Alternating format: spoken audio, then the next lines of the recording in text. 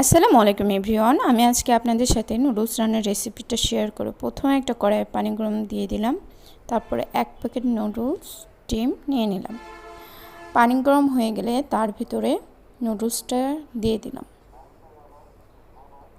নুডলসটা সেদ্ধ হয়ে গেলে একটু ঠান্ডা পানিতে ধুয়ে নিলাম, যেন নুডলসগুলো গায়ে গায়ে না লেগে যায়, ঝরঝরে টাইপের হয়।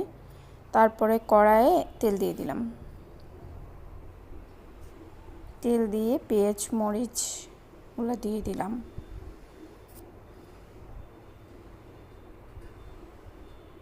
ওই সুন্দরভাবে একটু নেড়েচেড়ে দিয়ে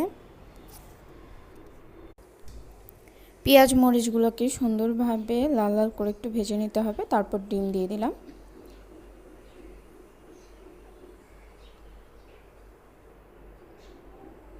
তার মধ্যে মশলা দিয়ে দিলাম, নুডলসের হালকা একটু লবণ দিয়ে দিলাম, দিয়ে সুন্দরভাবে নেড়ে দিলাম।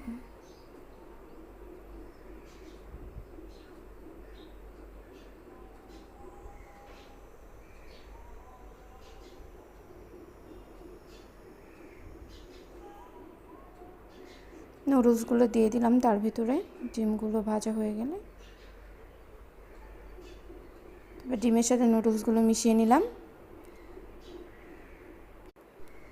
তার ভিতরে নুডলসের মশলা দিয়ে সুন্দরভাবে নেড়ে নিলাম। এই তো আমার নুডলস রেডি। আপনারা এভাবে নুডলস বানিয়ে খাবেন, বাসায় অনেক মজা হয় এভাবে নুডলস বানিয়ে খাইলে।